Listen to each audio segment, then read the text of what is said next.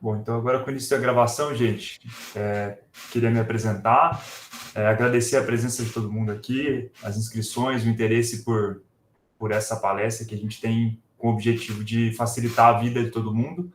Meu nome é Leonardo, sou professor aqui da EFERP, atualmente sou coordenador do CEP, mas já de antemão já aviso que essa iniciativa partiu da coordenação anterior. O professor Cristiano, quando estava na coordenação, estendeu o convite a mim e a professora Flávia para que a gente fizesse essas ações educativas, expusesse alguns pontos importantes para que a comunidade acadêmica pudesse aprimorar o processo de submissão ao CEP, e a gente aceitou, e acabou que nesse processo mudou a coordenação e acabou que eu assumi a coordenação do comitê de ética. Então fica até mais próximo para depois a gente poder tocar mais ações e utilizar esse feedback dessa de agora para poder elaborar as próximas. Eu preparei uma apresentaçãozinha para hoje, gente, já agradecendo também o trabalho do Daniel, que vem sempre antecipando as coisas que a gente esquece, sempre antecipando que a gente já vai errar e não conseguir fazer. Eu preparei uma apresentaçãozinha para que a gente possa focar nos trâmites, nos fluxos da plataforma Brasil, no processo de submissão para o CEP. Isso é de uma maneira geral, né? Pode ter gente, eu percebo que tem gente aqui que não é da comunidade da EFERP, mas que pode se beneficiar também com esse processo de entendimento de como funciona o preenchimento na plataforma Brasil, como as coisas andam na plataforma Brasil, a legislação, que a gente sabe que a legislação da CONEP ela é exigente com alguns pontos. Nós do CEP também muitas vezes debatemos, né? O Ruiter está aqui para ajudar, a Flávia também é membro do CEP, o Atila já foi membro do CEP também, da EFERP. Tem coisa que a gente até acha que, puxa, não é motivo para segurar um projeto, mas que acaba sendo uma necessidade de acordo com a legislação e que tem todo motivo para que isso exista. Então, a ideia aqui é que com essas legislações a gente faça um panorama do que é necessário conter nos termos, principalmente, que são a principal fonte de retenção de projeto, e que o pesquisador, a pesquisadora que está propondo um projeto de pesquisa, um protocolo de pesquisa, consiga ter uma aprovação mais rápida e que não demande tanto, assim, que a gente sabe que o prazo de pesquisa é sempre muito, muito corrido, muito apertado. Então, eu vou compartilhar minha tela para que a gente possa ter a visão dos slides que eu preparei. E, em seguida, depois de fazer essa breve introdução aí sobre esses processos todos, eu gostaria de fazer um acompanhamento, como se eu estivesse submetendo um projeto de pesquisa fictício na plataforma Brasil para a gente botar em prática isso, tá? Então, sem esperar muito mais tempo, os assuntos que a gente vai tratar hoje nessa conversa são basicamente os que estavam na divulgação, que são os procedimentos e fluxos dos protocolos de pesquisa na plataforma Brasil, a aplicação e a elaboração dos termos obrigatórios. Então, o TCLE é obrigatório na maioria das pesquisas e o TALE é em algumas, que a gente vai discernir um pouco. Falar um pouco sobre as duas principais resoluções que vão regulamentar a atuação do CEP e dar suporte para que a gente faça a nossa discussão no colegiado, que são a Resolução 466 de 2012 e 510 de 2016. E aí, por fim, brevemente, abordar a aplicação do parquet. Como a gente é do CEP da EFERP, que é uma escola que vai investigar predominantemente exercício, a gente vai se enquadrar nessa lei paulista que exige uma aplicação de um questionário de prontidão para atividade física. Mas isso é muito breve, é um procedimento bem simples, mas que a gente adotou aí como um pré-requisito para experimentos que utilizem exercício e atividade física, tá? Então, começando, a gente vai primeiro para entender os procedimentos e os fluxos dos protocolos de pesquisa. E sempre que eu utilizar esse TB é a plataforma Brasil, tá? Primeiro ponto que a gente tem que classificar é que o protocolo de pesquisa, o que constitui um protocolo de pesquisa são todos os documentos que vocês vão apresentar para que o comitê de ética avalie as questões éticas desse protocolo. Então, o protocolo consiste na união do projeto de pesquisa, dos termos de consentimento, das informações básicas que são preenchidas na plataforma Brasil, e dependendo do projeto de pesquisa, existem outros documentos que são obrigatórios. Então, eventualmente, se uma pesquisa é conduzida na unidade em parceria com outro local, também alguns procedimentos são conduzidos em outro local, é necessário uma carta desse local autorizando e formalizando que a pesquisa vai ser conduzida naquela instituição específica. Então, projetos específicos demandam documentos específicos, mas eu trouxe aqui alguns que são obrigatórios para todos os protocolos que vão tramitar. E a plataforma Brasil, como definição, é a plataforma que é gerida pela Conep, e é lá que a gente usa para centralizar tanto a submissão dos pesquisadores e pesquisadoras, quanto a distribuição para as assessorias dentro do CEP, a coordenação atua lá, a secretaria também atua fazendo a checagem documental lá dentro. Então, basicamente, é o ambiente em que vai ser tudo centralizado para ser tramitado. Esses documentos que eu comentei que são essenciais para todos os projetos de pesquisa são as informações básicas preenchidas na plataforma, termos de consentimento e assentimento. Então, aqui a gente já entra com um elemento que é necessário quando a gente não tem uma pessoa que tem a capacidade de consentir. Na maioria das vezes, pelo menos aqui no que tramita aqui na EFERP, as pessoas que não podem consentir são menores de idade. Então, legalmente, a gente não pode coletar a assinatura de uma pessoa que é menor de idade porque ela não tem a possibilidade jurídica de consentir em participar. Então, ela vai assentir. Basicamente, tem que ter um documento, um termo de assentimento livre e esclarecido, em que a pessoa menor de idade ou a pessoa incapaz de consentir vai ser informada e vai formalizar seu assentimento, mas o que importa mesmo é que a pessoa legalmente responsável por ela consinta com a participação dela. Então, sempre que a gente tiver um protocolo que vai envolver coleta de dados e participação de pesquisa, pessoas que não podem consentir, tem que ter esses dois documentos. A pessoa que não pode consentir vai preencher o termo de assentimento livre esclarecido. E o responsável legal vai preencher um termo de consentimento livre esclarecido. Eu especifico um pouco mais à frente sobre como que a gente escreve, se é em terceira pessoa, se é em segunda pessoa, para que essas pessoas possam participar das pesquisas. Além disso, um projeto de pesquisa. Naturalmente, o projeto de pesquisa sempre é apresentado em anexo, e a maioria das pessoas que vão propor um protocolo de pesquisa já tem esse projeto de pesquisa escrito anteriormente, seja para ingressar no TCC, no mestrado, no doutorado, mas já tem um projeto de pesquisa escrito. Mas a gente tem alguns elementos específicos que precisam constar lá para apreciação ética. E também uma folha de rosto assinada pelo pesquisador principal ou a pesquisadora principal e o responsável pela instituição. No nosso caso aqui na EFERP, como a grande maioria dos protocolos que tramitam aqui são internos, é o diretor da unidade, o professor Hugo, que está aqui presente. Então, precisa dessa assinatura na folha de rosto, tanto da pessoa que está propondo o protocolo, quanto da pessoa responsável pela instituição em que essa pesquisa vai ser conduzida. Mais para frente, a gente vai fazer uma simulação da submissão de um protocolo de pesquisa para poder botar esses elementos em prática. Bom, como que funciona, então, o fluxo? Como que acontece a tramitação desses protocolos de pesquisa na plataforma Brasil e, posteriormente, internamente aqui no CEP da EFERP? Primeiro ponto, depois que o pesquisador ou a pesquisadora submete o protocolo na plataforma Brasil, com seus anexos, com todos os documentos necessários, vai ser feita uma checagem documental pela Secretaria do CEP. No caso, atualmente, nosso secretário é o Daniel Mesquita de Moraes, que está aqui na chamada. O Daniel, ele, sem demagogia nenhuma, é uma pessoa que faz um trâmite muito rápido. Eu digo, enquanto pessoa que submete protocolos de pesquisa aqui e pessoa que submeteu em outras instituições, a tramitação da checagem documental é muito rápida. Com frequência, no mesmo dia, o Daniel já apresenta uma pendência ou encaminha à frente. Então, esse primeiro passo é essencial, porque a secretaria, ela verifica se todos os documentos estão de acordo com as normas do CEP, se todos os documentos constam lá, os necessários constam, e não constando ou não estando de acordo, já responde ao pesquisador ou ao proponente, à proponente, solicitando que sejam feitas adequações. Feito isso, volta a tramitar, e quantos rounds forem necessários de troca entre a secretaria e o pesquisador ou a pesquisadora vão ser feitos para que a gente possa depois encaminhar, uma vez que todos os documentos necessários estão disponíveis, se encaminha então para a coordenação do CEP. Essa etapa é essencial e frequentemente a gente vê que já chega para a coordenação do CEP na quarta versão. Então, o Daniel tem um trabalho árduo aí de ficar dando feedbacks e aprimorando a proposta para que a gente possa apreciar a ética de fato. Tá? Então, algumas questões de hoje talvez já resolvam uma parte desse atraso que a gente tem no protocolo de pesquisa e diminuam um pouco a carga de trabalho do Daniel. Em seguida, passou por checagem documental, os protocolos vêm para a coordenação do CEP. No caso, eu sou coordenador atual e o Dr. Jonatas Evandro Nogueira é o vice-coordenador do CEP. Então, um de nós vai acolher essa documentação e vai indicar uma relatoria.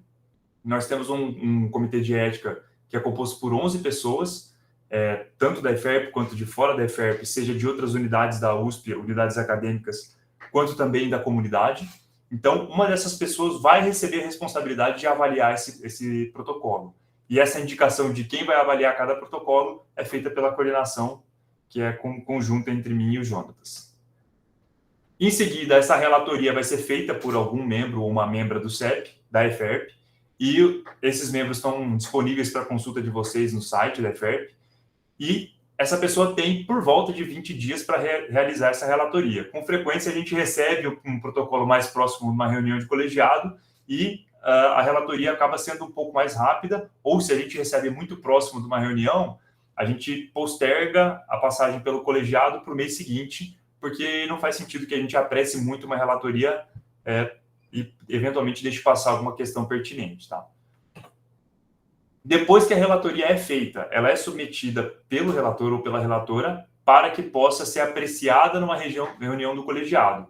Então, na última quarta-feira de todo mês, o CEP da EFERP se reúne, mesmo nos períodos tradicionais de férias, e o CEP se reúne para debater essas relatorias. Então, o relator apresenta que o protocolo tem tal pendência, tem tal questão, e o colegiado, com o mínimo de metade dos seus integrantes, vai debater e falar, realmente, essa pendência aqui precisa voltar para o pesquisador ou para a equipe de pesquisa para que isso seja sanado, ou, eventualmente, existe uma divergência no colegiado e se levanta a votação para a gente decidir, pode passar dessa maneira, tem que voltar para a edição, e com frequência a gente também decide se, volta para a equipe de pesquisa, mas não precisa tramitar de novo para uma reunião do CEP, a gente pode, resolvida essa pequena pendência, a gente já pode aprovar em nome da coordenação em ad referendo.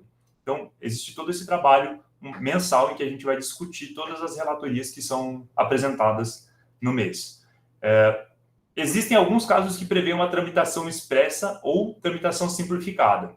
E, justamente lendo, me atualizando para fazer essa fala, eu encontrei alguns pontos em que a gente ainda tem como aprimorar dentro do CEP essa tramitação para que não seja necessário passar por colegiado. Então, alguns tipos de pesquisa simplesmente podem passar pela relatoria, a relatoria não encontrou pendências, não encontrou nenhum problema no protocolo, eventualmente já pode ser aprovada sem esperar a última quarta-feira do mês. Isso a gente vai aprimorar, eu vou fazer umas propostas nas próximas reuniões do CEP para que a gente consiga agilizar mais esse trâmite.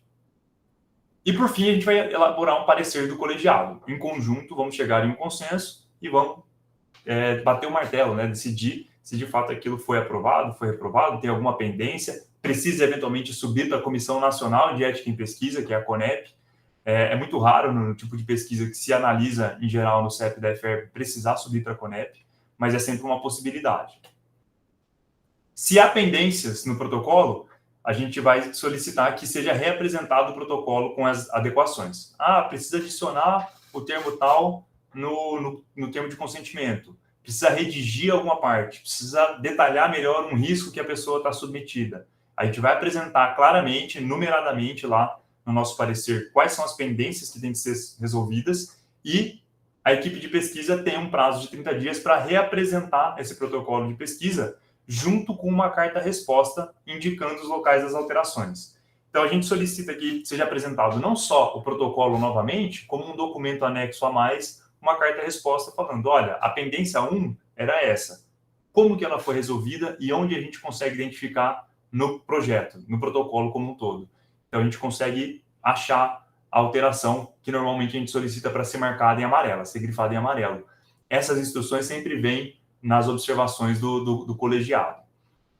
E depois que houve essa pendência, volta para a primeira etapa. Novamente, checagem documental do novo protocolo com as alterações e volta para todo esse fluxo, caso tenha tido pendência. Se não houve pendência, quando o protocolo é aprovado, a gente recebeu um contato da CONEP solicitando que a gente sempre cobre os relatórios. É uma parte que raros CEPs fazem isso, mas a gente tem adotado, desde esse último contato da CONEP, que quando você apresenta um protocolo para análise no comitê de ética, você precisa dar o acompanhamento a esse protocolo. Então, a gente certificou de que não tem problemas éticos com essa pesquisa, ela pode ser conduzida, mas se essa pesquisa tem a duração de mais do que um ano, na metade dela, e a gente sempre vai declarar isso no protocolo, no parecer, na metade da duração dessa pesquisa, a gente precisa que seja apresentado um relatório parcial, afirmando se houve a concretização de algum risco, houve alguma intercorrência ética, se tem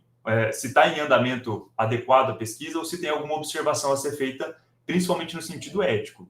Observações no sentido dos resultados, não nos cabe julgar, a gente julga só a questão ética mesmo do assunto. E também o protocolo final. Todos os protocolos têm que ter um relatório final.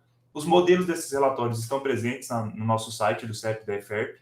São relatórios relativamente simples, foram feitos justamente para facilitar a vida da equipe de pesquisa, mas eles precisam ser apresentados. Sempre, então, que a duração da pesquisa for maior do que 1 ano, é um relatório parcial na metade da duração e um relatório final no término dela.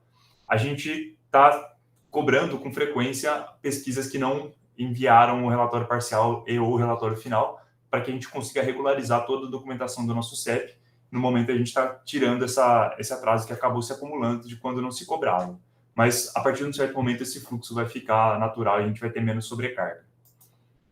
E eu fiz aqui uma figura que depois, claro, eu vou disponibilizar esse material, vocês também vão ter acesso à gravação, mas para dar uma noção para vocês do quanto que demora cada etapa, basicamente. A checagem documental por regimento tem 5 dias, então, dependendo da sobrecarga que o Daniel tiver, ele pode demorar até 5 dias, mas é raro que isso aconteça, e ele vai emitir pendência para voltar para a etapa de submissão. Enquanto isso for necessário, até que os documentos estejam adequados, vai ter esses retornos.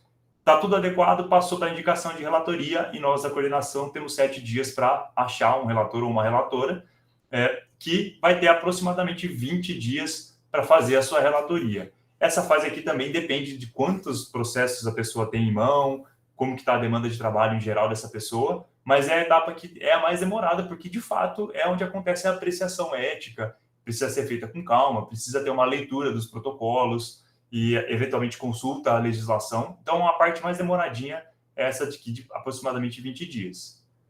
Na última quarta-feira do mês, após esses processos todos, se eles chegaram até essa etapa, a gente tem a apreciação dessa relatoria pelo colegiado e a elaboração do parecer de colegiado, sempre na mesma quarta-feira. Então, o que acaba sendo na prática para as equipes de pesquisa pensarem é, se você tem uma submissão para o comitê de ética, tem o calendário lá do comitê de ética e sempre a última quarta-feira do mês é provável que venha um retorno para você, seja uma aprovação ou uma solicitação de pendências, né, de resolução de pendências. Eventualmente, esse parecer de colegiado pode ser aprovado, então já se avança para a fase de relatórios parcial e final, na metade e no final da pesquisa, e, em alguns casos, esse parecer do colegiado é de pendência, então essa pendência volta para uma nova submissão pela parte da equipe de pesquisa, que vai precisar apresentar aquela carta-resposta com a indicação de onde foram feitas as alterações do projeto. Então, a gente tem basicamente esse fluxo aqui, de uma maneira mais ilustrativa e prevendo datas e prazos, tá? A respeito dos termos de consentimento e termos de assentimento. É muito incomum a gente falar termo de consentimento livre esclarecido, a gente fala TCLE e assentimentos também, é o TALE e o TCLE. Mas basicamente são os dois documentos que a gente vai discutir, que são a principal fonte de retorno de protocolos para revisão, tá? Eles estão regulamentados pelas 2 resoluções que eu já mencionei, então eu juntei esses 2 tópicos no mesmo bloco para que a gente possa utilizar de um para abordar o outro, tá? Em primeiro lugar, definir o que a legislação coloca. O processo de consentimento livre e esclarecido, ele é feito em 2 etapas diferentes. A primeira é justamente o esclarecimento ao participante de pesquisa, a participante de pesquisa, que deve ser feito claramente pelo pesquisador, pela pesquisadora, seja presencialmente, verbalmente, seja por escrito também pelo TCLE. Eventualmente, existem vídeos explicativos, documentos que podem se apresentar, introduzindo como será feita a pesquisa. E, numa outra etapa, existe a leitura e assinatura dos termos, TCLE e TALE. Frequentemente, isso pode ser conduzido no mesmo momento, mas são processos diferentes. Em primeiro momento, você explica como vai ser a pesquisa para convidar a pessoa a ler e assinar o termo em seguida. Essa primeira etapa de esclarecimento, ela tem que ser feita em local adequado, claro, com uma linguagem acessível à população que está sendo investigada e permitindo, se for necessário, que essa pessoa reflita e consulte uma terceira pessoa, ou um conhecido, ou um profissional, para decidir participar ou não. Então, se essa pessoa, durante a sua introdução ao convite, ela quiser pensar mais, agora que eu tenho essa noção, eu preciso refletir se eu tenho interesse em participar da pesquisa. Ela tem esse direito, ela não precisa assinar logo de cara um termo de consentimento. Na verdade, ela nunca é obrigada a assinar um termo de consentimento. Então, é necessário que se dê tempo caso essa pessoa solicite. Frequentemente, a gente sabe que a pessoa já é esclarecida e muitas vezes já assina o termo consentindo, principalmente se não existem grandes riscos ou grandes incômodos para essa pessoa participar. Mas é necessário que se ofereça tanto um ambiente adequado, quanto a linguagem e quanto a possibilidade de reflexão para a participação na pesquisa. A segunda etapa já, que é a leitura e assinatura do TCLE, ela é formalização desse consentimento, basicamente. Mas o TCLE e o TALE têm que ter todas as informações necessárias para esse esclarecimento. Então, basicamente, existe uma série de termos, de pontos de legislação que precisam constar no TCLE para que ele traga realmente, ele é um contrato sendo assinado entre a equipe de pesquisa e a participante de pesquisa. Então, existem essas exigências específicas que, quando não são seguidas, geram pendência no comitê de ética aqui da EFERP. A gente vai sempre se debruçar sobre isso durante as reuniões e tentar achar os pontos que estão previstos na legislação. Vamos falar sobre eles daqui a pouco. Eu fiz uma lista com esses pontos e futuramente a gente pretende divulgar também um checklist para que reduza o risco de não se apresentar algum desses pontos, tá? E quais são as resoluções que prevêem isso? 466 de 2012 e 510 de 2016 já são relativamente antigas. Tá com problema de áudio, pessoal? Foi só no do Matheus? Não? Tá normal? Aqui tá normal.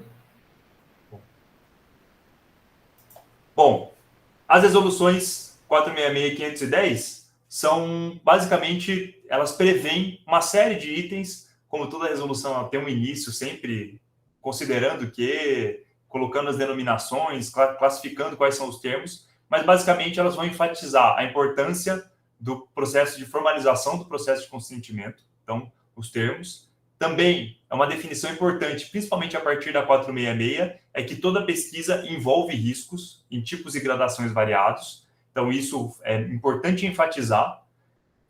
Também coloca as prerrogativas do CEP, que somos nós, da Comissão Nacional de Ética em Pesquisa, que está lá em Brasília, e da equipe de pesquisa responsável. E no caso da resolução 510, ela é basicamente uma versão da 466 mais atualizada e que contempla principalmente as ciências humanas e sociais. Porque no início, lá em 2012, a 466 era muito voltada para ciências biomédicas, para a área de ciências biológicas, e não se considerava muito alguns aspectos específicos das ciências humanas e sociais. E a 510 vem trazendo alguns pontos que adequam mais o processo de análise ética ao fenômeno humano e social. A gente sempre recomenda que vocês, enquanto equipe de pesquisa, consultem as resoluções antes de submeterem os protocolos. Mas o objetivo dessa fala é justamente a gente tentar mastigar um pouco de resolução, porque legislação é parede de texto, a gente sabe que é bastante chato procurar na legislação os pontos específicos, então a gente vai tentar aqui reduzir o trabalho e levar os pontos principais que estão expressos lá. Bom, travei aqui. Ué.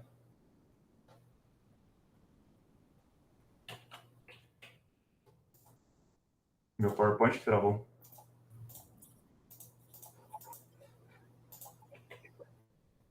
Pô, agora vai.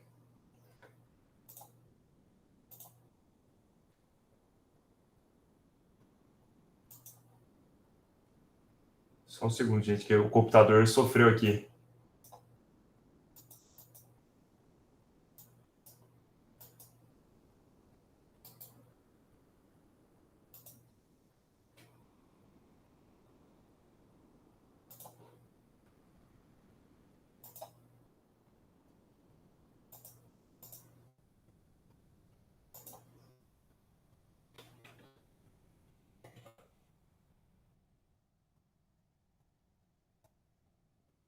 Bom,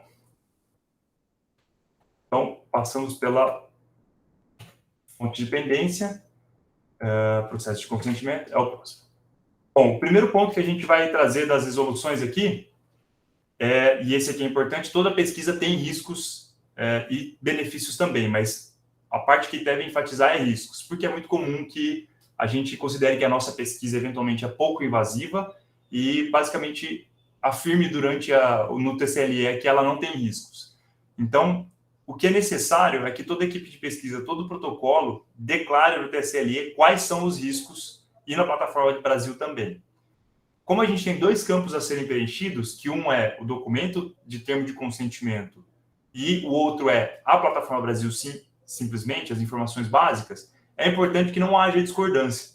Com frequência a gente recebe protocolos de pesquisa em que no TCLE está muito definido qual é o risco, o que vai se fazer para evitar esse risco, mas na plataforma Brasil não tem descrição de risco. Ou então tem uma descrição muito simples dos riscos e esse conflito entre 2 documentos acaba gerando uma discussão dentro do comitê de ética e, eventualmente, uma pendência para ser resolvida. Então, sempre que for submeter um protocolo de pesquisa, considera, se eu tenho os 2 termos de consentimento, o TCLE e o TALE, garanta que os mesmos riscos estão previstos nos 2. E sempre garanta que os termos de consentimento tenham o mesmo risco que está previsto nas informações básicas preenchidas na plataforma Brasil. Por via das dúvidas, para facilitar, é um Ctrl+C, Ctrl+V. Cola os riscos mais detalhados em todos os documentos, tanto nos de consentimento quanto no protocolo de pesquisa lá na plataforma. Não pode haver discordância.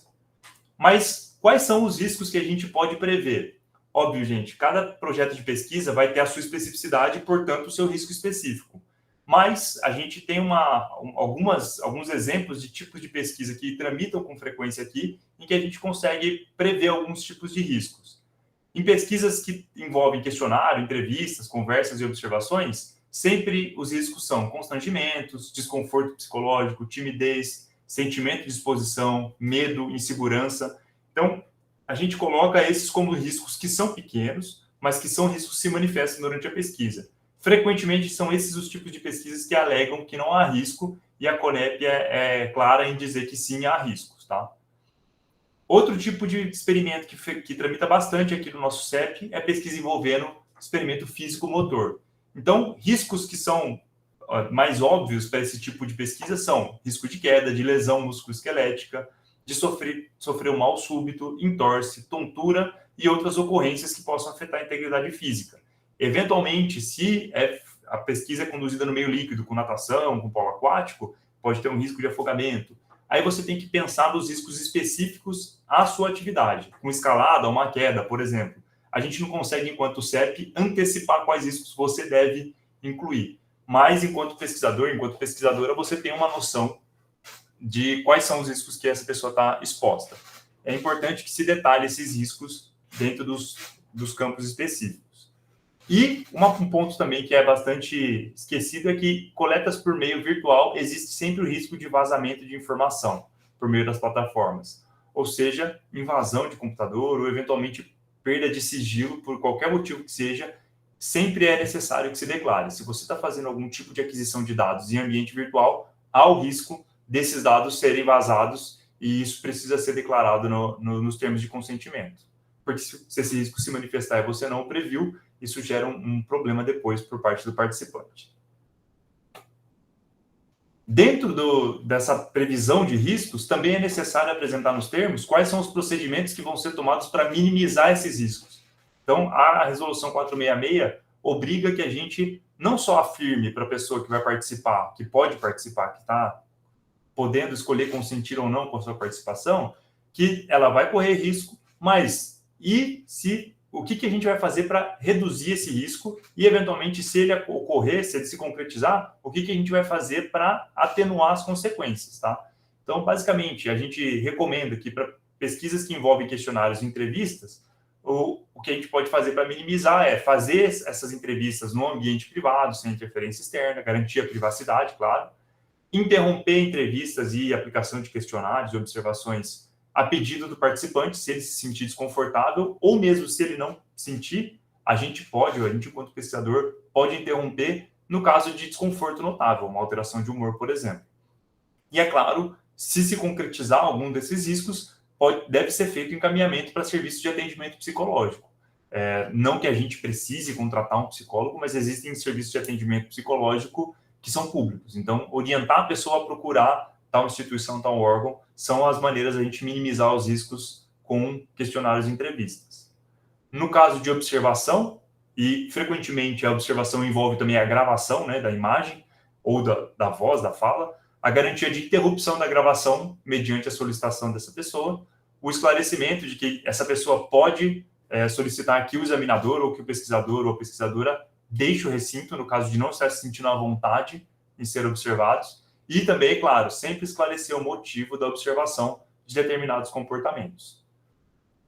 No caso de pesquisas que envolvem experimentos físico-motores, a gente sempre recomenda que se tenha acompanhamento por um profissional capacitado para prescrever o exercício, então formado em educação física, em fisioterapia, na área que for. Também a realização de procedimentos invasivos por profissionais capacitados. A gente tem sempre algum projeto tramitando que tenha extração de sangue, por exemplo. Então, a gente preconiza que não seja especificado exatamente a formação do profissional, mas que ele seja capacitado. A gente não vai colocar uma pessoa para extrair sangue que não tenha experiência. Isso é maximizar risco, não é minimizar risco, né? Essa pessoa tem que ter curso, tem que ser capacitada a fazer extração sanguínea. E também a gente precisa sempre garantir o fornecimento de socorros de urgência. Os estudos que são na área de saúde vão ser conduzidos por profissionais da área de saúde que, via de regra, são capacitados ou capacitadas a prestar os socorros de urgência. Então, é necessário que isso seja declarado nos termos para que a pessoa esteja segura de, eventualmente, se eu tiver um entorse, eu vou ter alguém que sabe lidar com esse tipo de situação ou que possa dar o primeiro atendimento e contratar uma equipe de emergência para lidar propriamente dito. E, no nosso caso aqui no estado de São Paulo, a gente solicita que tenha a aplicação do questionário Parquet, que a gente vai encerrar essa fala de hoje falando sobre ele. Então, não vou entrar muito a fundo agora nesse momento. E, por fim, para minimizar riscos de coletas que envolvem coleta de dados por meio virtual, é a garantia de que os dados serão armazenados numa HD física e, após coletados, após um período específico, aí vai de pesquisa para pesquisa, eles serão deletados de servidores externos. Então, dados na nuvem permanentemente não é recomendado justamente pelo risco de ter vazamento desses dados. E a gente tem lei de proteção de informações pessoais que exige que a gente, uma vez que coletou eventualmente dados pessoais das pessoas, a gente tome todas as medidas para protegê-los. Nem sempre é possível tirar da nuvem, nem sempre é possível porque às vezes se compartilha entre unidades diferentes, mas é recomendado que se mantenha a proteção desses dados para evitar perdas desses dados. Do ponto de vista dos benefícios, é um pouco mais simples, embora tenha alguns óbices ali que a gente observa, mas toda pesquisa tem benefício. Normalmente a gente esquece de citar benefícios até. Alguns desses benefícios, eles não são diretos ao participante, e esses acabam escapando durante a declaração nos termos e na plataforma Brasil. Então, é sempre necessário colocar os benefícios indiretos da pesquisa, isso sempre vai existir, e, em alguns casos, também existem benefícios diretos ao participante ou à participante da pesquisa. Em geral, os benefícios indiretos costumam ser, ao participar de uma pesquisa científica, espera-se que se contribua para o corpo de conhecimento, que essa pesquisa científica avance o conhecimento em determinada área, ou, eventualmente, o estabelecimento de dados de referência, valores de referência para determinada variável, ou, eventualmente, criação de banco de dados também. Então, esses benefícios são indiretos à pessoa, mas contribuem para a sociedade como um todo. Mas existem pesquisas que também trazem benefícios diretos. Então, aqui, por exemplo, os que tramitam aqui na EFERP, no CEP da EFERP, são conhecimento de uma variável específica durante a pesquisa. Então, eventualmente, está se avaliando atletas de natação. Para esse atleta conhecer a capacidade máxima aeróbia dele é importante, porque ele pode utilizar isso como uma ferramenta de treinamento, como uma ferramenta de referência da evolução do treinamento. Conhecer também estatura, composição corporal, conseguir identificar variáveis que vão acrescentar a rotina, ao dia a dia dessa pessoa. São exemplos que a gente tem como benefícios diretos à pessoa que participa na pesquisa. E, eventualmente, também um contato com a pesquisa. Se o seu protocolo, por exemplo, os seus critérios de inclusão prevêem a inclusão de estudantes de educação física apenas num experimento. Se essa pessoa tem um contato com a pesquisa científica na área de educação física, isso pode ser um benefício a ser declarado. Mas é importante sempre que a gente informe essas pessoas nos termos de consentimento que elas vão ter benefícios, que vão ser gerados benefícios, sejam eles indiretos, que sempre vai ter, ou sejam eles diretos, que eventualmente a gente vai encontrar também. E, novamente, cada pesquisador, cada pesquisadora sabe como isso pode afetar, qual que é o benefício que pode ser trazido. Bom, então vamos à elaboração do TCLE e do TALE. já chegando próximo do fim dessa exposição para que a gente possa ir para a plataforma Brasil. Como eu já mencionei anteriormente, o TCLE, o termo de consentimento livre e esclarecido, ele é destinado ao ou à participante capaz de consentir. Então, basicamente, essa pessoa vai ser informada sobre esse protocolo de pesquisa, sobre os riscos e benefícios, sobre os direitos, e ela vai consentir, se ela concordar com tudo isso, assinando e rubricando todas as páginas. Precisa ter um campo de rubrica em todas as páginas do termo. Ele vai ser redigido na segunda pessoa. TCLE é uma carta convite. Então, o senhor, a senhora, você vai realizar tal procedimento. Você estará exposta a tal risco. É em segunda pessoa porque você está falando com o interlocutor que vai consentir ou não. Já o TALI, nesse caso aqui, o TALI vai ser destinado ao participante legalmente incapaz de consentir. Aqui tem até um errinho, peço desculpa. Nesse caso, o TALI vai ser destinado ao menor de idade ou à pessoa que não pode consentir e também vai ser redigido em segunda pessoa, tá? Na segunda pessoa, porém, essa pessoa não consegue, basicamente, consentir. Ela pode assentir em participar, mas o responsável legal vai ter que consentir. No caso do TALI, então, ele é redigido na segunda pessoa. Você está sendo convidado a participar da pesquisa, você estará submetido a tais riscos e tais benefícios. Porém, como essa pessoa não pode consentir, a gente tem que apresentar um TCLE ao responsável legal. Nesse caso aqui, o TCLE que vai ser responsável, que vai ser lido e assinado pelo responsável legal, vai ser redigido na terceira pessoa. Seu filho estará submetido a tais riscos. Seu enteado, a pessoa que participará da pesquisa, vai passar por tais procedimentos. O TCLE, quando é associado ao TALI, ele precisa falar da terceira pessoa, porque é uma pessoa que está lendo sobre os riscos aos quais outra pessoa está submetida, tá? Então, sempre que for necessário apresentar TALI, vem num combo junto com o TCLE. O TALI na segunda pessoa, o TCLE na terceira pessoa. O que é importante de ressaltar, e a gente frequentemente debate isso nas nossas reuniões, é que todos os termos têm que ser escritos em linguagem acessível ao perfil social, demográfico e educacional de quem vai ler. Então, basicamente, se o TCLE, se o nosso critério de inclusão é de pessoas com ensino superior completo, a gente pode utilizar uma linguagem que é proporcional ao estudo dessa pessoa. Porém, se a gente não coloca uma especificação sobre o nível de escolaridade, você tem que assumir que a pessoa que vai ler aquele TCLE não necessariamente vai ter ensino superior completo, ensino médio completo, ensino fundamental completo. Então, é necessário que tenha uma linguagem acessível. Especialmente quando a gente está falando de TALI para crianças, para pessoas muito pequenas, crianças muito pequenas, fica mais complicado ainda, porque a linguagem que nós da pesquisa estamos habituados a utilizar, ela não é acessível para essa população. Então, eventualmente, essa pessoa pode não entender o que está escrito no termo. E eu trouxe aqui alguns erros comuns que nessa minha curta passagem pelo CEP da EFERP já apareceram bastante, mas que em outras experiências, em outros comitês de ética também revelaram. TCLE que vai citar procedimento de uma maneira muito técnica.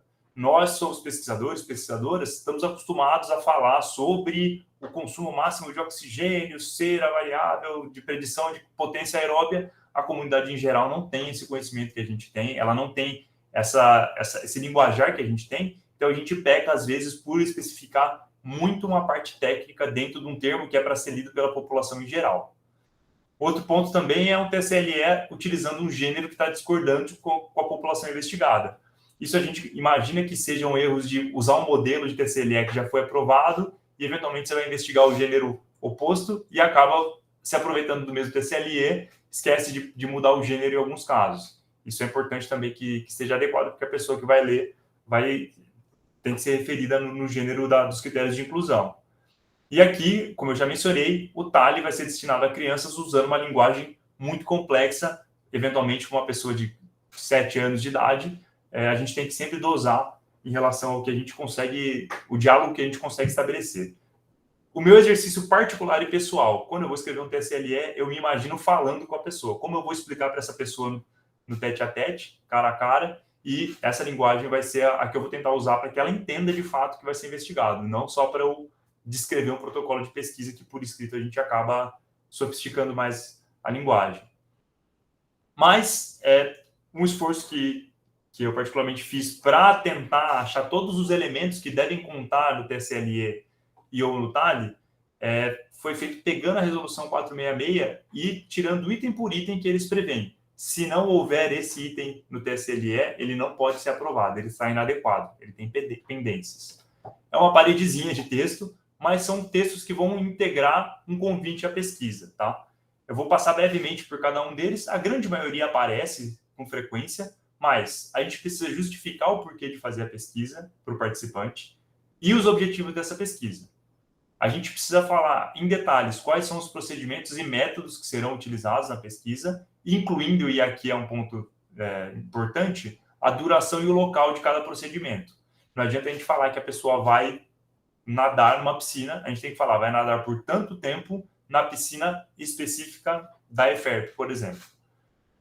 Sobre a possibilidade dela ser alocada em grupos. Ninguém gostaria de participar de uma pesquisa em que você eventualmente pode ir para um grupo ou para outro sem saber que isso é possível. Você chega lá e você tem que saber, você pode ir para o grupo experimental, para o grupo controle, para o grupo placebo. Você não precisa informar qual grupo a pessoa vai, mas que há a possibilidade dela ser alocada em grupo. Isso é necessário. A gente já abordou bastante os riscos e desconfortos associados à participação. Também abordamos as providências que vão ser tomadas para a redução dos riscos e desconfortos e as condições adversas que podem emergir, e também os benefícios associados à participação. Esses pontos aqui são importantes e eles têm que estar em concordância entre todos os documentos, tá? Formas de acompanhamento e assistência ao participante, como eu disse, né? Prestação de socorros de urgência, contato com, eventualmente, ambulância, bombeiro, encaminhamento para serviços de atendimento psicológico, são as formas de acompanhamento. Nos termos, precisa estar clara a liberdade que a pessoa tem para recusar participar da pesquisa ou, eventualmente, depois de ter aceitado e assinado o termo, ela pode retirar o consentimento em qualquer fase. E tem que ter deixado claro que não vai haver penalização. Então, a pessoa não vai ter consequência nenhuma se ela se recusar a participar ou se durante a pesquisa ela decidir não mais participar. Ela pode solicitar isso e ela não vai ser penalizada. É necessário que isso esteja no termo. Também é necessário que se garanta o sigilo e a privacidade da pessoa,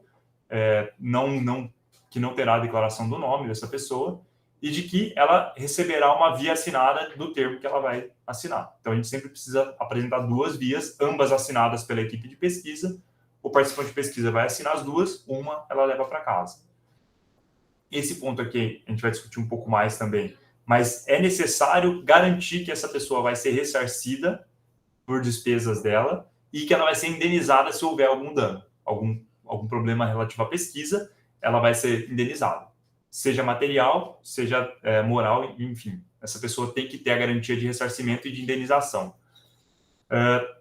No caso de pesquisa biomédica ou de pesquisas que vão envolver intervenções específicas de métodos terapêuticos, precisa se apresentar que há métodos alternativos, e esse alternativo não significa necessariamente medicina alternativa ou terapia alternativa, mas há outros tipos de métodos que têm um efeito similar e que isso aqui está sendo investigado.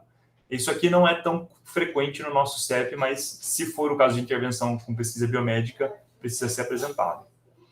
As pessoas têm que ter garantia de acesso aos seus dados individuais, não necessariamente imediata, mas no futuro ela precisa poder, se ela quiser, ela precisa ter acesso aos dados individuais.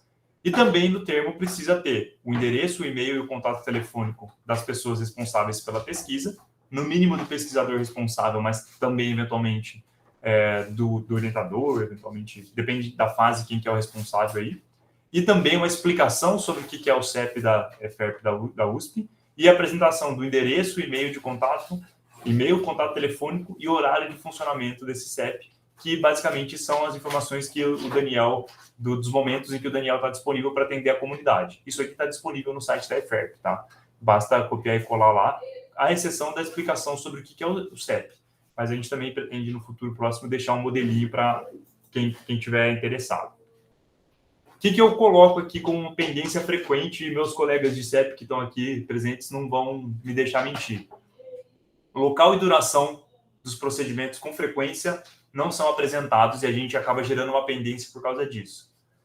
As providências para redução de riscos também frequentemente faltam do TCLE, principalmente, e a gente acaba voltando o protocolo para ser adequado. os benefícios, muitas vezes as pessoas esquecem de colocar, não há benefícios com essa pesquisa, porque se pensa muito no benefício direto e não se pensa no benefício indireto. Precisa haver uma afirmação dizendo que contribui para a área de conhecimento, avanço do conhecimento científico e por aí vai. Garantia de sigilo e de privacidade, eventualmente falta também. E esse ponto aqui tem sido bastante debatido nas nossas reuniões, a garantia de ressarcimento de despesas.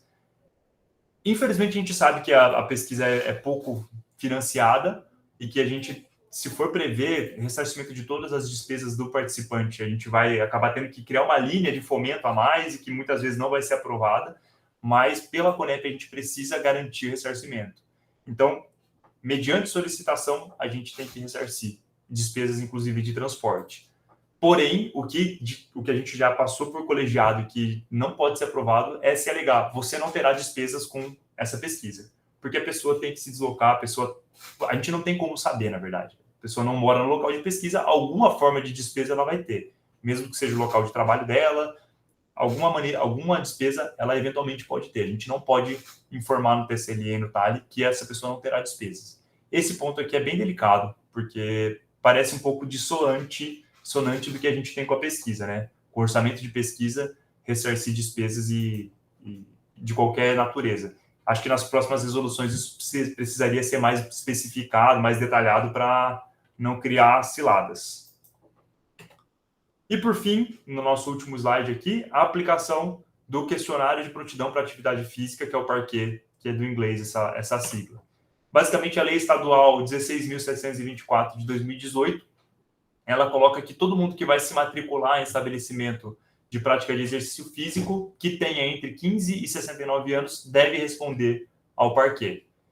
Esse PARQUE, basicamente, são 7 perguntas. Se houver uma resposta positiva a qualquer uma dessas perguntas, significa que há um risco maior de intercorrências em função da atividade física e essa pessoa deve assinar um termo de responsabilidade para a prática de atividade física. No nosso caso, gente, fica meio complicado, né? Porque muitas vezes um critério de inclusão de uma pesquisa que vai ser conduzida e vai tramitar pelo CEP é justamente apresentar um sim em uma dessas. Se a gente está pesquisando com uma pessoa que é cardiopata, ela naturalmente vai sentir dor no peito quando pratica atividade física. Então a gente não precisa excluí-la da amostra, mas a gente precisa apresentar o PARQUE justamente por causa da Lei Estadual 16.724 e, como ela vai responder positivamente, ter um modelo do termo de responsabilidade para atividade física que está disponível na própria lei. Eu não coloquei aqui porque é um modelo grande, vai ocupar muito espaço no slide, mas na lei, é só digitar Lei Estadual 16.724 e nela mesmo já constam essas perguntas e embaixo o termo na maneira que ele deve ser apresentado. Isso é mais uma segurança jurídica, embora seja relativamente questionável que a gente restringe a atividade física, né? Como eu falei, muitas vezes nossos critérios de inclusão pressupõem que a pessoa tenha alguma desses pontos. E também existem alguns pontos até que você possui algum problema ósseo articular que poderia ser piorado pela atividade física, dependendo da formação da pessoa, do nível de instrução da pessoa, ela não tem como julgar se poderia piorar ou não, e pelo conhecimento popular ela pode achar que poderia e é justamente o contrário. Mas, enfim, é uma lei estadual que foi aprovada e que resguarda os estabelecimentos. Então, a gente precisa também adequar a nossa conduta em relação a isso, tá? Bom, me alonguei um pouco mais até do que eu esperava na disposição aqui da legislação, né, na parte teórica, e eu vou só fazer uma simulação aqui de preenchimento da plataforma Brasil para que a gente entenda a apresentação do protocolo de pesquisa. Obviamente, eu não vou descrever, detalhar todos os passos do processo, porque a gente acabaria tendo que escrever muita coisa de um projeto que não existe, que a gente vai simular. Mas o que eu vou propor é que a gente finja que a gente vai criar uma submissão para um projeto que vai investigar justamente o que a gente fez hoje. O efeito da participação em uma palestra do Comitê de Ética no sucesso de aprovação no Comitê de Ética. Então, basicamente, depois dessa palestra, o quanto que vocês vão conseguir ter de aprovação no CEP de primeira, sem ter nenhuma pendência. O primeiro passo é sempre criar o seu cadastro na plataforma Brasil, colocar suas informações principais e, ao logar, todo pesquisador ou pesquisadora vai ter aqui de cara esse painel. Então, na aba pesquisador, tem que procurar o botão nova submissão.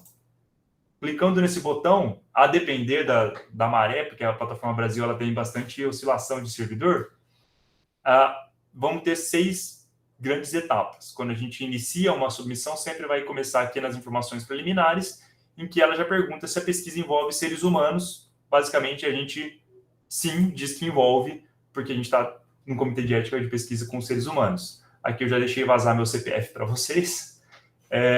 A gente vai, basicamente, na maioria dos casos que tramitam por aqui, o modelo simplificado vai ser o suficiente. Então, a própria plataforma Brasil vai dizer para utilizar um modelo simplificado. Se a equipe de pesquisa contar com mais de uma pessoa, ou se você, por exemplo, é o pesquisador responsável, a pesquisadora responsável, mas prefere que seu orientando, sua orientanda preencha, você pode delegar aqui, procurando pelo CPF ou pelo nome completo dessa pessoa, e essa pessoa vai estar habilitada como uma pessoa participante da equipe de pesquisa para editar esse protocolo. Frequentemente isso acontece, tá? Então dá para adicionar assistente e adicionar membro da equipe também, para contemplar todo mundo que pode contribuir com esse processo. Na instituição proponente, obviamente, cada pessoa vai ter o seu próprio vínculo. Eu vou selecionar aqui como um membro da EFERP, como uma pessoa que vai aplicar um protocolo para o CEP da EFERP, e ao selecionar aqui a Universidade de São Paulo, vai ter uma aba enorme com todas as unidades. O da EFERP, para que não ocorra confusão, vai começar lá, Universidade de São Paulo, parênteses, Escola de Educação Física e Esporte de Ribeirão Preto. Clicou aqui, é a garantia de que isso vai tramitar conosco, tá? É um estudo internacional, como a gente está lidando aqui só com pessoas do Brasil e instituições brasileiras, não. Preenchida a primeira etapa, vamos para a próxima. Então, a parte de informações preliminares foi preenchida, a própria plataforma já nos levou para o item 2, área de estudo. No nosso caso aqui, não é uma área temática especial que envolva genética humana, então não vamos ticar essas caixas, mas em sendo, existem tipos de pesquisa com genética humana que vão desde simplesmente fazer um levantamento de polimorfismo, por exemplo, à intervenção no DNA mesmo, a modificação. Então, vai se encaixar aqui e dependendo do grau de complexidade ética, isso vai ter que tramitar lá em cima em Brasília, na Conep, tá? Também não é uma pesquisa sobre reprodução humana. Então, não sendo, a gente não precisa clicar em nenhuma das sub-áreas. Também não é com dispositivos terapêuticos novos registrados. Basicamente, a gente vai pular quase todas essas etapas e vai chegar nas grandes áreas de conhecimento do CNPq. Estamos falando, então, aqui de ciências da saúde, porque a gente está... Em geral, eu trabalho com ciências da saúde, mas também podemos, ciências sociais aplicadas, porque a gente está falando de um processo educativo, né? O quanto que uma palestra vai influenciar no sucesso em ter aprovação no comitê de ética. O propósito principal do estudo pode ser clínico, com frequência no que tramita aqui. Em ciências básicas sociais também frequenta bastante na EFERP. Eu classificaria esse como uma ciência humana, basicamente porque ensino vai ser uma ciência humana. E em seguida a gente começa a preencher as especificidades do nosso projeto de pesquisa. Existe uma frequência de dúvida entre essas duas questões aqui. Qual que é a diferença entre título público e título principal da pesquisa? Muitas vezes a pesquisa não tem divulgado para o público o mesmo título que ela tem principal, justamente por aquelas questões de excesso de tecnicidade ou até por uma questão de o título da pesquisa, de fato, pode vazar alguma informação que o participante não poderia saber por algum critério de que influenciaria o resultado, não seria cegado nesse sentido. Via de regra, quase sempre no nosso CEP vai tramitar com o mesmo título. Então, título simples, vamos colocar aqui título simples, e não tem problema nenhum, Ctrl+C, Ctrl+V, para ser o mesmo título nesses dois campos, isso não gera nenhum problema. O contato público pode ser o pesquisador principal ou a pesquisadora principal, mas pode não ser. Em não sendo, ao selecionar não, você vai ter que adicionar um contato, alguém da equipe de pesquisa que vai ficar responsável por atender o público caso haja essa demanda. E aqui o contato científico, como só tem, eu só configurei como membro da proposta, como pesquisador que vai preencher, só pode ser eu. Então, normalmente, isso aqui vai ter as opções de todos os assistentes do preenchimento. Vamos para a próxima área, que é desenho do estudo, apoio financeiro. E aí a gente tem alguns campos que simplesmente não vai dar para editar, porque eu não selecionei a área específica que prevê. Genética, por exemplo, teria validaria alguns desses campos aqui. Então, eu estou tentando pensar num estudo que é mais geral, que vai ser o caso da grande maioria das pessoas, e, basicamente, vários temas bloqueados. Chegamos na aba de desenho, e aqui também gera, uma orientanda minha acabou de ter uma dúvida em relação a isso, entre desenho e metodologia. No desenho, a gente vai basicamente contar a história de como vai ser feito o experimento. Então, foi avaliado o sucesso no nosso caso do nosso estudo experimental aqui. A gente primeiro avaliou qual que é a taxa de aprovação de protocolos de pesquisa no CEP da EFERP antes da palestra. Oferecemos uma palestra com uma intervenção e após essa palestra vamos avaliar novamente dessas pessoas que participaram da palestra qual que é a taxa de sucesso em aprovação, né, sem pendências do CEP. Esse é o desenho, basicamente. A gente não entrou em como que a gente vai avaliar, quais são os procedimentos detalhados, como foi feita a palestra, a gente simplesmente descreveu o desenho experimental. Essa é a parte que vai ser analisada como desenho. Quem vai estar financiando? Detalhe, é asterisco vermelho. Então, a gente precisa adicionar um financiador. Pode ser institucional principal, então, no caso aqui, a EFERP financiaria, institucional secundário, eventualmente uma FAPESP, um CNPq, ou financiamento próprio. Nesse caso aqui, a gente está com financiamento próprio, a gente não está com nada além do nosso dinheiro investido nisso. E tem que adicionar palavras-chave, então, comitê de ética e pesquisa. Mas, lógico, a gente vai sempre detalhar o quanto mais possível, comitê de ética em pesquisa, ensino, taxa de aprovação, a gente vai procurar palavras-chave que vão contemplar o fenômeno que a gente vai investigar. E vamos para a próxima. Esse vai ser o campo 4, vai ser o campo em que vai ter mais detalhes para serem preenchidos, mais processos a serem preenchidos. No resumo, a gente vai colar, basicamente, o resumo do nosso projeto de pesquisa. Então, como eu não tenho ele escrito aqui, não faz sentido que eu cole. Na introdução, também colar a nossa introdução do projeto de pesquisa. E aqui a gente tem que ter um cuidado de que muitas vezes o projeto de pesquisa, principalmente quando ele é enviado para fomento, para análise de fomento, a introdução vai ter 4 páginas, 3 páginas, até mais do que isso. E esse campo aqui tem caracteres limitados. Então, o que a gente recomenda, principalmente porque o Comitê de Ética não preconiza avaliar o mérito científico, se o estudo é bem delineado ou não, se ele tem uma introdução bem feita, a gente preconiza colocar na introdução o suficiente para abordar o que pode ter um aspecto ético do estudo, tá? Então, eventualmente vai precisar ser cortado alguma parte da introdução para que ela caiba nesse campo. Hipótese é que a palestra vai resultar no aumento da taxa de aprovação no CEP e EFERP. Então, tem que colocar uma hipótese claramente formulada aqui. E o objetivo primário é justamente avaliar se a palestra vai... Basicamente, o objetivo primário vai ser esse. O objetivo secundário não é obrigatório, mas pode-se colocar um segundo objetivo, eventualmente, se esse aumento na taxa de aprovação está associado a pessoas que ficaram do começo até o fim. A gente pode colocar um objetivo secundário se houver. E na metodologia proposta, aí sim a gente detalha nos procedimentos que a gente vai utilizar. Como foi ofertada a palestra, quando foi, por quem foi, qual vai ser o instrumento de aferição de sucesso de aprovação, se vai ser relativo, se vai ser absoluto. Então, na metodologia proposta, detalhamento dos procedimentos.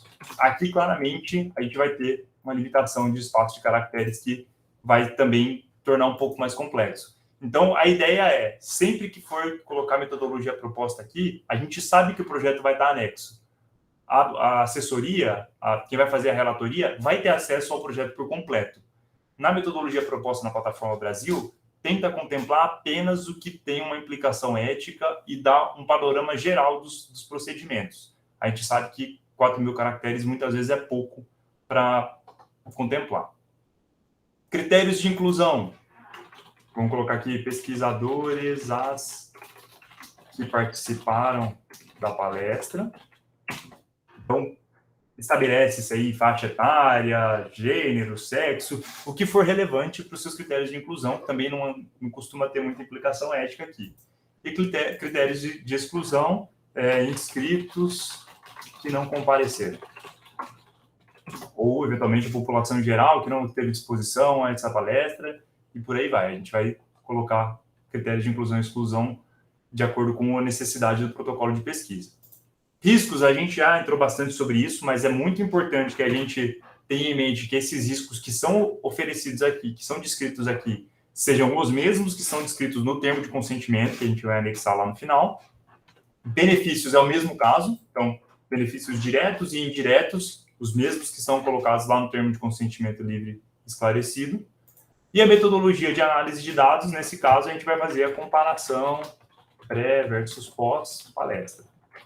Lógico que é muito mais complexo que isso, eventualmente envolve o procedimento estatístico, envolve filtragem dos dados, classificação, enfim, cada linha de pesquisa vai ter uma metodologia específica. Desfecho primário, qual que vai ser a variável de desfecho principal do nosso estudo? Taxa de aprovação no CEP, EFERP, USP. E desfecho secundário, existem outras variáveis que eventualmente podem ser relevantes, tá? Aqui não é um campo obrigatório, mas ele é relevante em alguns casos. Tamanho de amostra no Brasil, a gente teve 35 inscritos na nossa palestra, então todos eles estão no Brasil. A data do primeiro recrutamento não se aplica, no caso a gente deseleciona, e a partir de amanhã, tivemos a palestra hoje, a partir de amanhã a gente vai começar a ir atrás de vocês. Claro que não de verdade, né? Então a gente vai atrás de vocês para conseguir preencher. Países de recrutamento, Brasil. Eventualmente, se for recrutar gente de outros países, se tiver alguém aí internacional, a gente adiciona outro país. Feito isso, preenchemos tudo aqui no item 4. Vamos para a próxima página, que já é a penúltima, tá?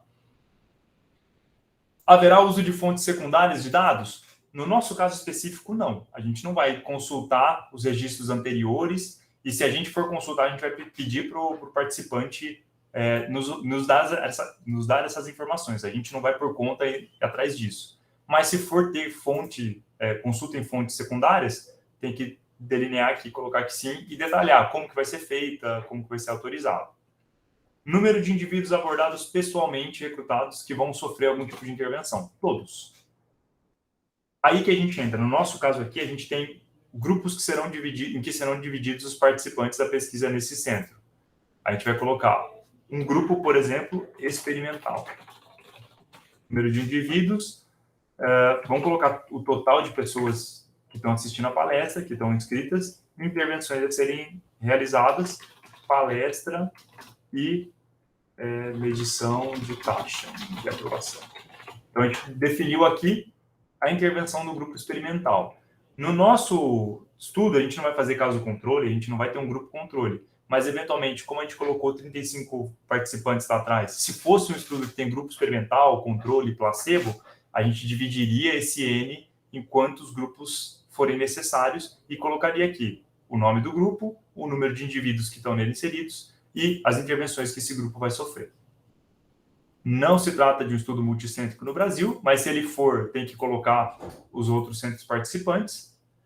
Não propõe dispensa do TCLE, porque a gente vai ter que ter o consentimento de vocês para conseguir esses resultados.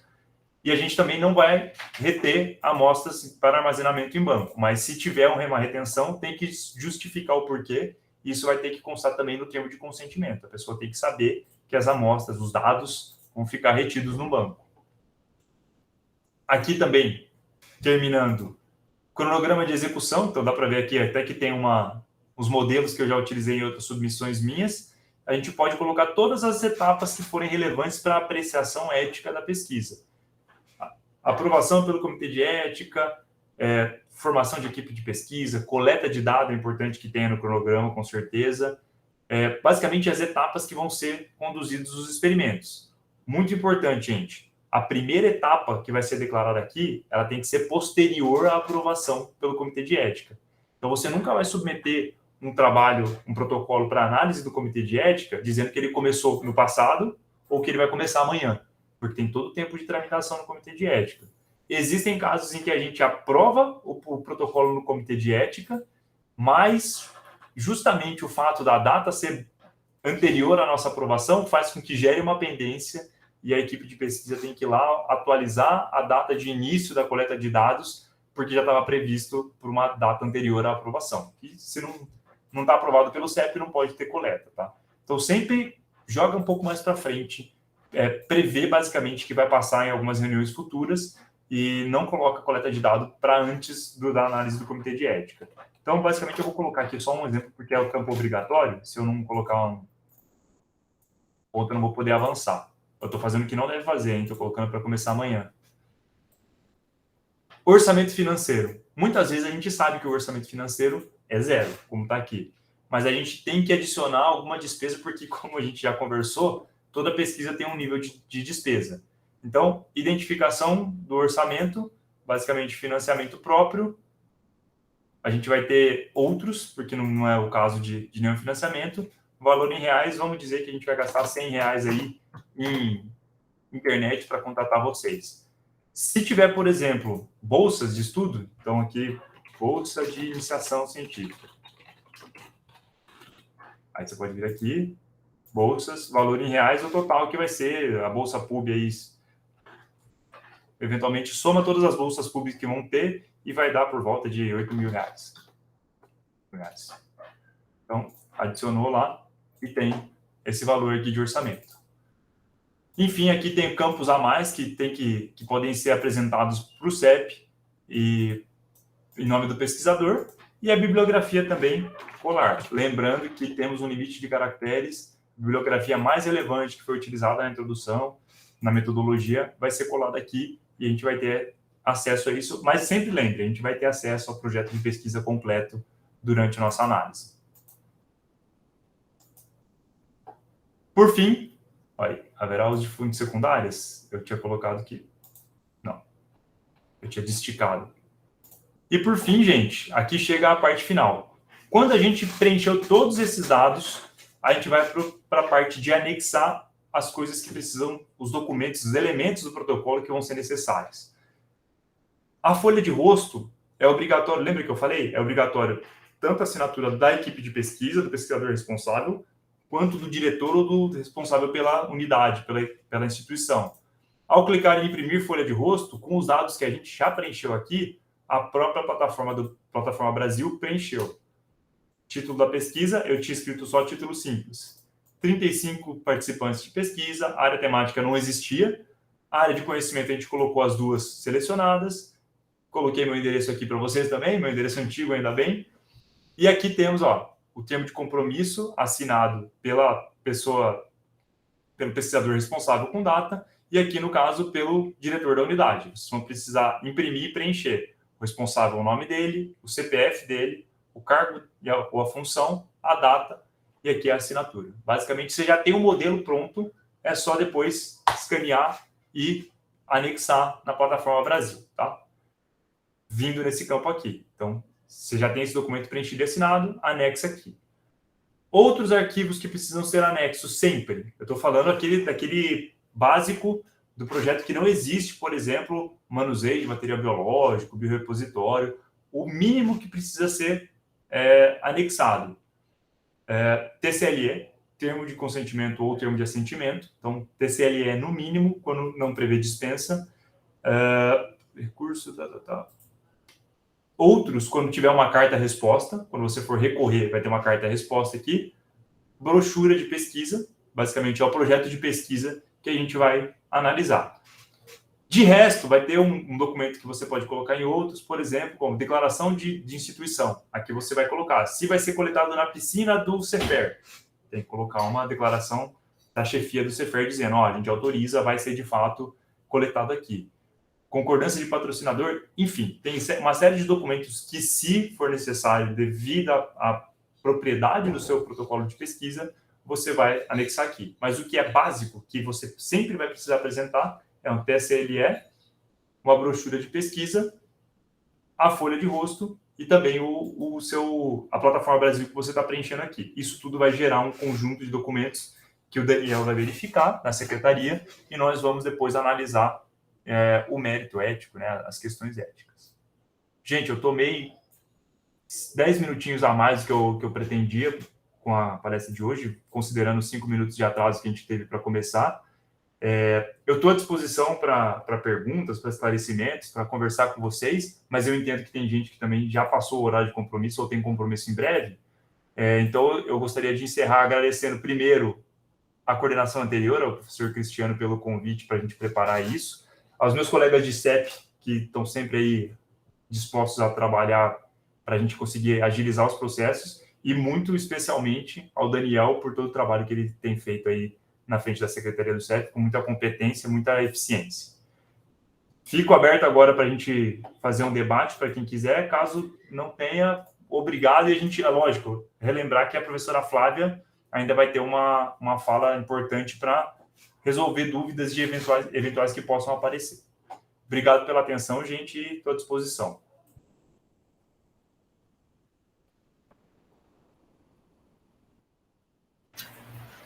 Obrigada, Léo. Muito Obrigado. boa a apresentação. Eu tenho umas dúvidas. Claro. Só vou conectar meu note aqui, rapidinho, tá? Tá acabando a bateria.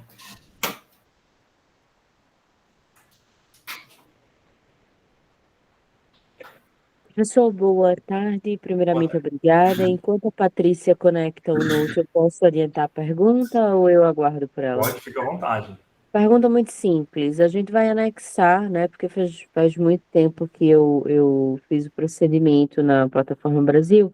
A gente vai anexar o projeto completo. No passo a passo da Plataforma Brasil, não solicita o roteiro de entrevista, né? A gente geralmente trabalha com roteiro de entrevistas, né, semi-estruturada.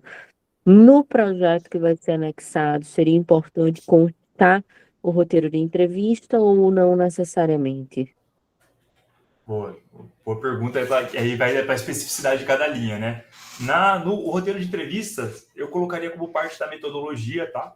Então, como lógico, não vai caber naqueles 4.000 caracteres na maioria das vezes, eu recomendo que se coloque ou como um anexo ao próprio projeto, no mesmo documento, ao final, depois das referências, ou naquele campo final da Plataforma Brasil, na parte outros, anexo 1, roteiro de entrevista. Isso, com frequência, é apresentado dessa maneira também. E aí cabe a você decidir se você prefere colocar no mesmo arquivo do projeto como um anexo ou como um documento em separado. Muito obrigada, professor. Imagina. Minha pergunta era exatamente essa, com relação ao questionário, né? Onde que a gente colocaria isso? E colocando como anexo, depois, se a gente quiser alterar alguma questão, pode ser alterado? Uma vez que foi emitida a pendência, sim, após a primeira análise pelo comitê, vai ser, se precisou alterar alguma questão, você vai devolver com a questão alterada. Agora, se foi aprovado pelo comitê de ética, fazer alteração depois aí fica mais delicado também, porque eventualmente pode aparecer uma questão que teria uma implicação ética e que você não pode alterar. Lógico que a sua pesquisa é sua pesquisa, você tem o direito de mudar seu direcionamento, mas você tem que pedir um aditamento do protocolo de pesquisa no comitê. Com frequência ela aparece, tá? E conforme a gente vai fazendo a inserção das informações da plataforma, ela vai salvando ou a gente já tem que fazer tudo de uma vez? Como que é o preenchimento na plataforma? Ótima pergunta. Assim que você transita de uma etapa para outra, eram 6 abas, né? Quando você clica em próxima, naturalmente já salva, a anterior está salva. Ao sair, tem as opções próxima, anterior ou salvar/sair. Em qualquer botão que você clica, ela vai estar salva. Só que a questão nunca fecha sem clicar em algum desses. A mesma página precisa ou ser passada ou retornada para que se salve o que você fez nela. Mas qualquer botão que você clicou, pode deslogar da Plataforma Brasil, voltar em outro dia que vai estar salvo. Isso eu digo por experiência própria, mas eu não me responsabilizo pelo servidor da Plataforma Brasil, porque não dá para botar a mão no fogo. Com relação ao tamanho da amostra, às vezes a gente coloca um número e aí às vezes a pesquisa avança e a gente quer aumentar, né? Então também é por aditivo. Isso, tem que fazer um aditivo. Então era mais isso mesmo. Com relação a ser um estudo internacional, que no caso a minha pesquisa é um estudo comparado, né, então eu tenho que pesquisar aqui em outro país. Aí, então eu naquela questão estudo internacional, eu clico lá, coloco sim, e aí de repente eu coloco questionário nos 2 idiomas. Isso, questionário nos 2 idiomas e também o número de pessoas no país vai ser um, o número de pessoas fora do país você tem que adicionar como mais outro número, e prevendo aquelas intervenções que cada grupo vai sofrer. Eu imagino que no seu caso são as mesmas intervenções, a única diferença é a nacionalidade, né? Isso, Ana. Tá joia. Obrigada, Léo. Imagina. Professor, temos a pergunta do Aquiles também. Aquiles. Professor, Tá, caso aqui. seja necessário editar o formulário da Plataforma Brasil após a impressão da folha de rosto, basta retornar ao preenchimento e emitir uma nova folha de rosto a ser assinado. Após a apresentação, eu identifiquei algumas pendências. Boa, Aquiles. Sim, se você ainda não submeteu o protocolo, mas imprimiu uma folha de rosto, antes de submeter, percebeu que tem um número de participantes que pode ser alterado, ou alterou o título, por exemplo, vai lá no campo necessário, altera, gera uma nova folha de rosto que já vai vir com as informações atualizadas. Aí é só levar para o diretor, para a diretora, para quem for responsável pela instituição.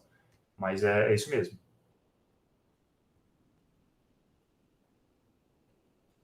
Imagina.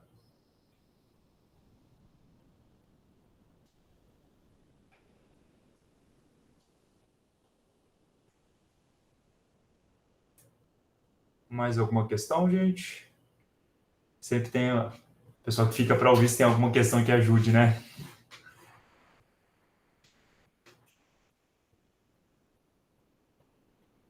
Bom, então, a não ser que tenha alguém digitando a questão, eu vou propor que a gente encerre aqui. Já vou lá falar com o Daniel. E, gente, não se esqueçam que tem o plantão de dúvidas depois com a Flávia também. A Flávia, acho que tem mais conhecimento do que eu ainda, porque ela tem muito tempo de comitê de ética e ela é bem sistemática na análise. Assim, a Flávia é a pessoa ideal depois para solucionar as dúvidas. E para deixar claro, a nossa intenção agora, a partir de agora, é fazer mais momentos como esse. E aí ainda vou conversar no comitê para a gente ter outras iniciativas um pouco diferentes também, tá? Obrigado de novo pela presença de todos e todas e ficamos à disposição. Não é só nesses momentos que vocês podem nos procurar. O meu ramal consta lá também e a minha sala está de portas abertas para quem precisar de alguma situação. Ou o meu e-mail também. Pessoal, brigadão, boa tarde para todo mundo, bom trabalho. A gente se vê.